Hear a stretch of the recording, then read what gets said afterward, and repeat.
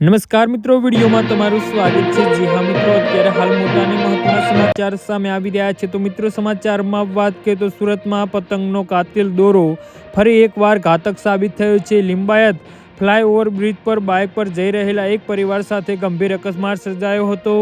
યુવાન બાઇક ચાલક અને તેની માતા બ્રિજ પરથી પસાર થઈ રહ્યા હતા ત્યારે અચાનક પતંગનો દોરો યુવાનના ગળા અને ચહેરા પર આવી ગયો હતો। દોરીની તીક્ષ્ણતાના કારણે બાઇક ચાલકનો ગાલ ચીરાઈ ગયો હતો અને પીડિત યુવાનનો ગાલ ચીરાઈ જતા તેને બાઇક પરથી કાબુ ગુમાવ્યો હતો। જી હા મિત્રો, જેના કારણે માતા અને પુત્ર બંને રોડ પર પટકાયા હતા અને લોહીલુહાણ થઈ ગયા હતા। તેમને તાત્કાલિક સારવાર અર્થે હોસ્પિટલ ખસેડવામાં આવ્યા છે।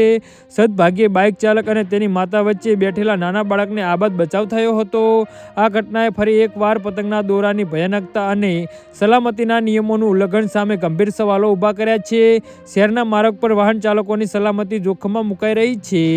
જી હા મિત્રો, તો આના વિશે તમારું શું કહેવું છે તો નીચે અમારી કમેન્ટ બોક્સમાં જરૂરથી જણાવજો અને અમારી યુટ્યુબ ચેનલને સબસ્ક્રાઈબ કરવાની ભૂલતા નહીં। ધન્યવાદ।